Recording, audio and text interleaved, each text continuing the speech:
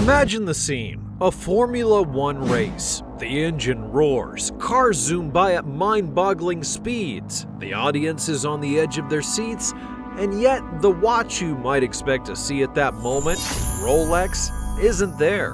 Not a single logo, not a single endorsement. But why? Why is it that some of the world's most prestigious and popular events don't even make the cut for a Rolex sponsorship? What makes a sport, or even an athlete for that matter, worthy of wearing that crown on their wrist, and what is it that would disqualify them? Welcome back to Score Insights TV and the dark truth behind Rolex's sponsorship strategy. Founded in 1905 by Hans Wilsdorf and Alfred Davis in London, Rolex was quickly established as being the brand of luxury, innovation, and excellence. However, by the 1920s, they were already pioneering innovations like the first waterproof watch known as the Oyster. It wouldn't be long before the brand began sponsoring events and athletes in order to cement their position as the ultimate symbol of achievement. But think about it. When you see a Rolex, you see the idea of something rare, something extraordinary. But it's not just for anyone. Its history is deeply rooted to those who push the limits, and the brand aligns itself with absolute icons. I'm talking about tennis champions like Roger Federer, golfers like Tiger Woods, and of course, drivers like Sir Jackie Stewart. But here's the thing.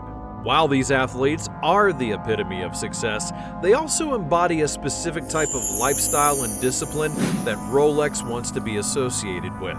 And that brings us to a key question. What makes a certain sport not fit that image? Now, Rolex is of course known for its highly selective sponsorships. Take tennis for example. The brand is closely tied to Grand Slam events and those like Roger Federer and Serena Williams. But why? Well, that's because tennis, like Rolex itself, represents a world of precision, tradition, and sophistication. It's a sport of calm and control, consistency, values that align perfectly with the identity that Rolex wants to portray. But when it comes to certain other sports, Rolex doesn't really seem to be all that interested in playing the game. I mean, why doesn't Rolex sponsor high-profile sports like basketball, football, or even Formula One racing for that matter? Sports with massive global audiences, heavy media coverage, and absolute superstar athletes. Could it be that Rolex just prefers to stay away from anything that might feel chaotic, or brash, or even too commercialized? You see, Rolex is not only about selling a product, it's about selling the idea. An idea of quiet, understated excellence. Just look at the way that the brand operates in the world of motorsports. While they're linked to the prestigious 24 Hours of Daytona, they're not exactly involved in the fast-paced world of Formula One. But why is that? Now, it is possible that Rolex simply is not interested in aligning with sports that can often be more about spectacle than substance. Sports like F1, with their aggressive sponsorship deals and their big flashy brands, don't exactly align with the quiet power that Rolex aims for. The brand thrives on luxury, not noise. But what about sports like soccer, basketball, or even American football? These are some of the most popular and profitable sports in the world, yet Rolex stays quite clear of them. It's not that these sports lack any kind of prestige or success. Oh no, far from it. You have to think about star athletes in these fields. Those like LeBron James, Tom Brady, and even Cristiano Ronaldo. All of these athletes are absolute icons in their own right, but that's where it also gets tricky. For a brand like Rolex, it's not only about what the athlete has achieved, it's about how they achieved it, and more importantly, how they carry themselves off the field.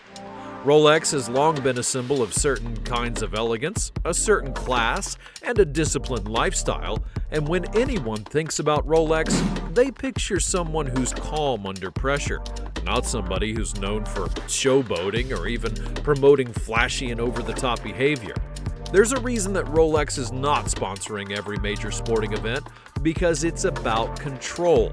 It's about the type of audience that Rolex wants to reach, and the brand wants to target individuals that value precision, elegance, and of course exclusivity in many aspects of life, not just in fame or entertainment.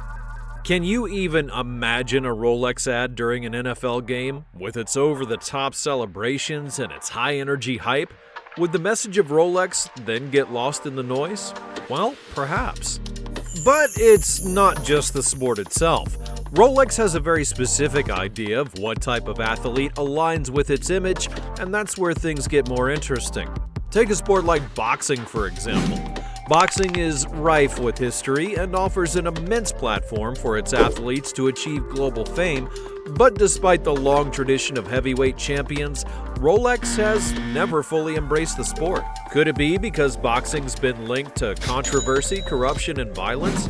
Even the most famous of champions, like Muhammad Ali and Mike Tyson, are associated with behavior and actions that don't exactly fit into Rolex's model of refined luxury.